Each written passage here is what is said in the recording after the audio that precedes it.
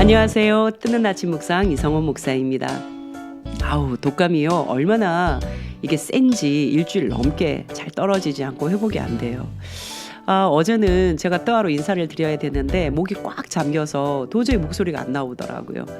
그래서 오늘 목소리 조금 풀려서 오늘 따로 인사드려야 되겠다. 함께 묵상해야 되겠다 하고 카메라 켰습니다. 앵글이 조금 불편하시면 감안하십시오. 지금 집에 저랑 막내 하율이만 있어서 하율이가 지금 카메라 막 설정해서 터치도 하고 초점도 맞추고 앵글도 잡았는데 글쎄요, 잘 모르겠습니다. 감안하시고 그럼에도 불구하고 함께 말씀을 묵상할 수 있는 이 시간이 얼마나 행복합니까? 그죠? 그런 마음으로 함께 말씀 묵상했으면 좋겠습니다. 오늘이 10월 마지막 날이에요. 유행가 가사 때문에요. 이 10월 마지막 날이 조금 특별해졌잖아요. 가을의 마치 마지막 날인 것처럼. 그런데 11월 초도 가을이죠. 지금도 가을이고. 여러분들의 가을은 어떠신지요? 저는 특별해요. 올해 가을이 가장 특별한 것 같습니다. 무씨를요, 생전 처음 뿌려보고 배추씨도 처음 뿌려봤어요. 날까 싶었거든요. 났어요. 이 배추가요, 제 품 가득 담기는 그 배추가 2포기가 나왔고요. 이 무는요, 달랑무가 막 얼마나 쪼롱쪼롱 달렸는지 너무 예뻐요. 뭐라도 할 수 있을 때, 김치 담을 수 있을 때 뽑자고 두라고 했는데, 저희 막내가 이게 뽑으면 재밌잖아요. 막 뽑는 거예요. 그래서 지금 3분의 1을 다 뽑아놓고, 어떻게 해야 되나, 막 나눠주기도 하고 그랬는데, 하여간, 너무너무 감사한 가을이에요.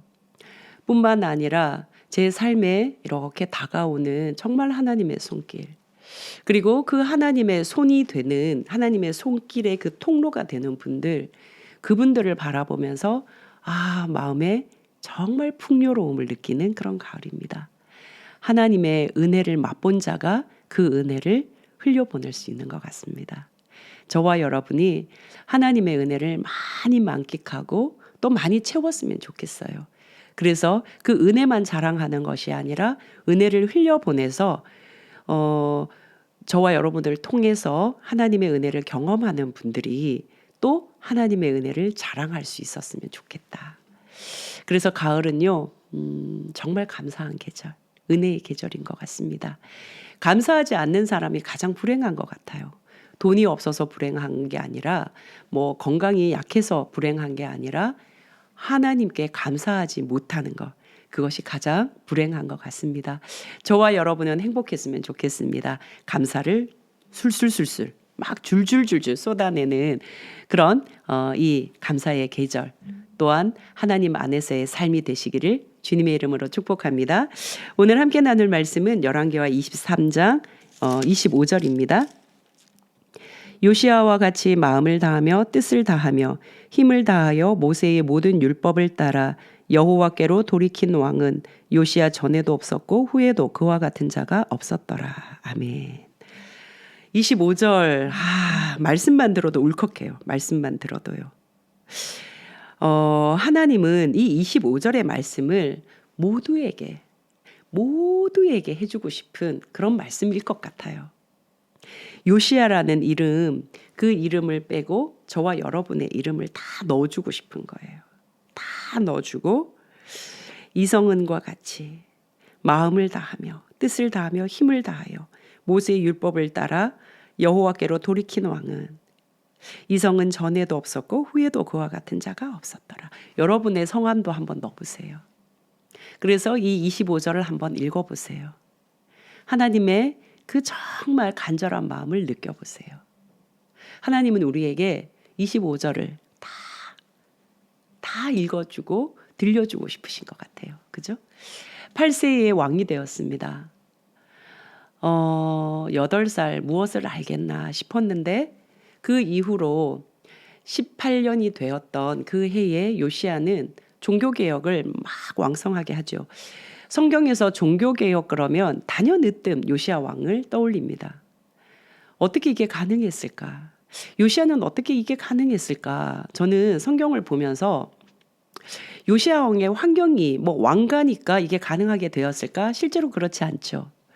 요시아의 아버지 아몬 아몬도 뭐 악한 왕이었고요. 그 전에 므낫세 55년간 아주 악한 왕이었고, 우상을 뭐 있는 대로 정말 각종 우상 종합 선물 세트를 마치 섬기고 숭배하고 뭐 그걸로 잔치를 하듯 살아갔던 사람들.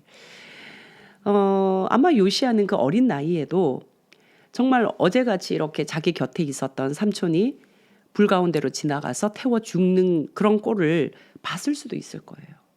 그런 환경으로 치면 요시야만큼 불행한 환경이 어디 있어요? 요시야만큼 우울하고 정말 칙칙한 환경이 어디 있습니까? 죄로 완전히 물든 그런 환경이잖아요.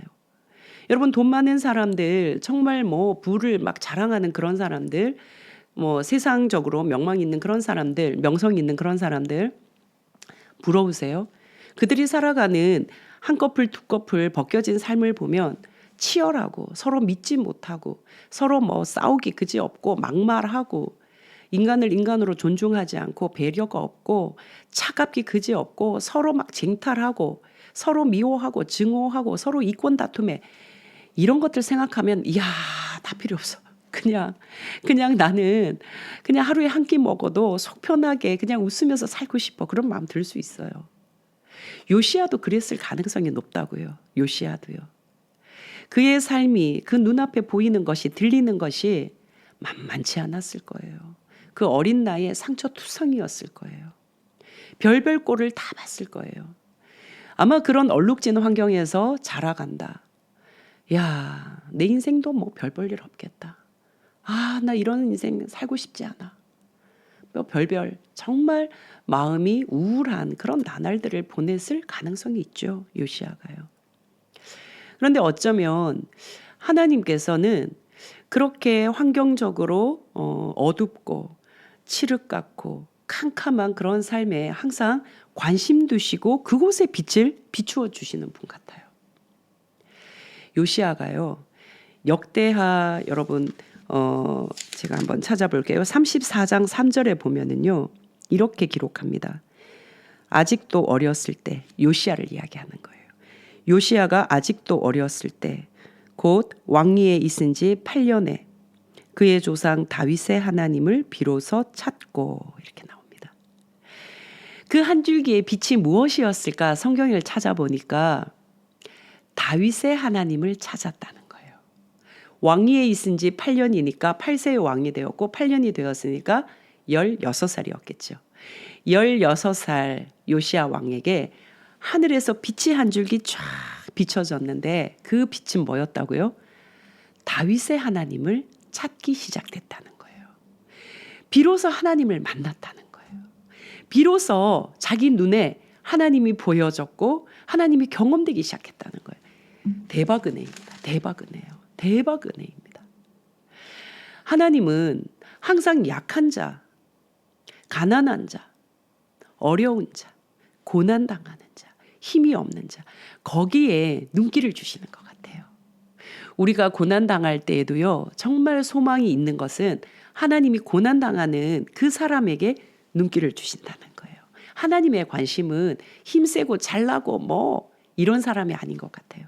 성경을 볼 때마다 하나님이 말씀하시고 하나님이 귀를 기울이시고 찾아가시는 그 지점은 약할 때예요.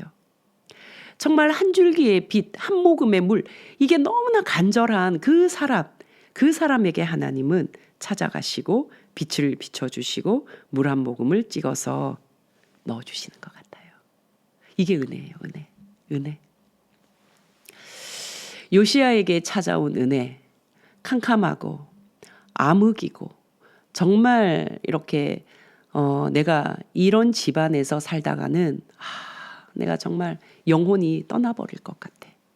마음이 갈기갈기 찢을 것 같아. 내가 제정신으로는 살 수 없을 것 같아 하는 그 순간 하나님이 요시야에게 빛을 비추셔요. 그리고 그 빛을 본 요시야는요, 담대함이 생기는 겁니다. 숱한 왕들이 십수년, 정말 이 왕들이 어떻게 이렇게 악행을 저질렀을까? 여러분, 다 어디에서 일어나는 이 우상의 잔치냐면요, 성전 안입니다. 성전 안. 다 성전 안에서 일어나요. 제가요 23장 4절을 한번 읽어드릴게요. 중간 부분인데 바알과 아세라와 하늘의 일월 성신을 위하여 만든 모든 그릇들을 여호와의 성전에서 내다가. 그러니까 지금 바알, 아세라, 뭐 온갖 우상을 섬기는 그런 기물들 있잖아요. 그럼 비품들, 그릇들 다 어디 있었다는 거예요? 여호와의 성전 안에 있었다는 거예요. 기가 막힐 노릇 아닙니까? 6절에 보시면 여호와의 성전에서 아세라 상을 내다가, 아세라 상도 여호와의 성전. 7절에 보시면 여호와의 성전 가운데 남창의 집을 헐었으니 그곳은 여인이 아세라를 위하여 휘장을 짜는 처소였더라. 남창의 집 다 여호와의 성전 안에 있었고, 성전 근처에 이 우상을 섬기는 많은 산당들, 기물들, 비품들 다 그 안에 있었다는 거예요. 그리고 그걸 또 누가 해요? 제사장, 종교인들이 그걸 했다는 거예요. 여러분, 우리가 지난주에 종교개혁 기념주일, 그죠? 우리가 함께 지켰는데, 종교개혁, 왜 종교가 개혁을 해야 된다라는 이 정말 간절한 반박문을 출발로 해서 왜 이 일을 했을까요? 부패되고 썩었으니까요. 세상이 부패됐다, 세상이 썩었다, 이건 우리가 논할 일이 아닌데, 사실은 더 썩고 더 부패하고 더 냄새나고 더 소망 없다라고 정말 속 터질 일이 어디에서 일어나냐면 교회 안입니다. 교회 안. 교회 안에서 비상식적이고, 교회 안에서 정말 몰상식적이고, 교회 안에서 온갖 전쟁이, 온갖 사투가, 온갖 이 거짓이 거기 안에서 일어난다는 거예요. 그러니까 말씀 밖에, 하나님의 이 말씀을 선포해야 할 곳이 말씀 밖의 것들로 가득 추하게 차 있으니까 95개조 반박문을 발표하고 어떻게 해요? 종교개혁을 일으키는 거죠. 뭐예요? 돌아가자는 거거든요. 새로운 것을 만들자는 게 아니에요. 우리 새로운 교회 만들자는 게 아니에요. 새로운 세상 만들어 보자는 게 아니에요. 정말 진짜로 돌아가자는 거예요. 말씀으로 돌아가자는 거예요. 이게 종교개혁이잖아요.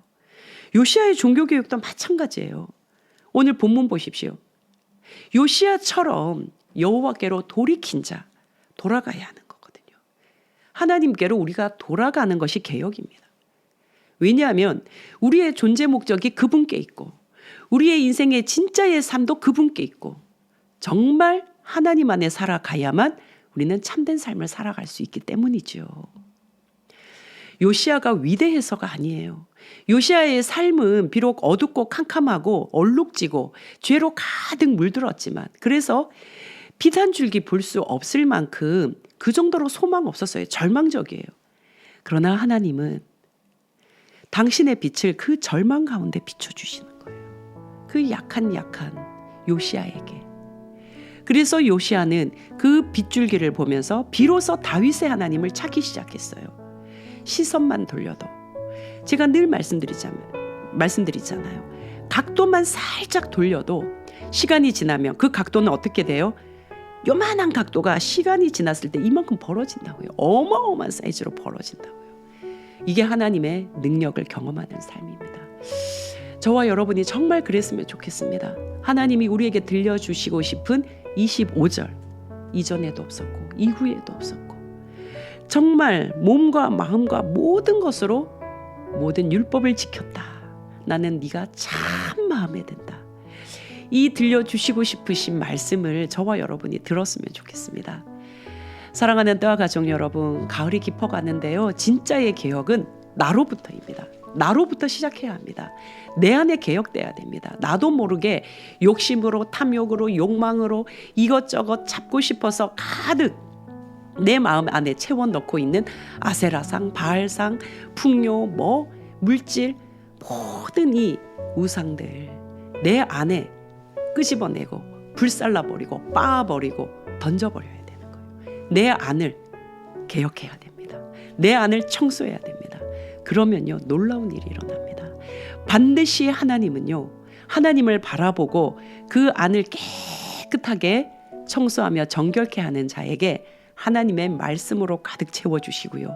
그 말씀은 우리의 삶을 능력 있게 이끌어냅니다. 저와 여러분이 그랬으면 좋겠습니다. 진짜 그런 삶으로 결단하면서 살아가는 이 가을이 되었으면 좋겠습니다. 오늘 하루 요시야를 생각하면서 네가 문제야, 당신이 문제야, 이게 문제야, 이래서 안 돼 라고 하는 이 손가락을, 나머지 네 손가락이 나를 가리키고 있다는 것 여러분 기억해 보면서 나를 다시 한번 되살려내는, 돌이켜내는 그런 하루 되었으면 좋겠습니다. 사랑하는 여러분, 감기 조심하십시오. 건강 조심하십시오. 그리고 가을에는 요런 꽃차 어떠세요? 제가 직접 키우고 또 말리고 끓이고 했는데요. 제가 직접 키운 게 뭐가 있겠습니까? 아무리 직접 키우고 뭐 직접 돌봤다 하지만 하나님이 이 땅에 보내주시지 않으셨으면 이런 만남은 없겠죠. 저와 여러분이 소중한 존재입니다.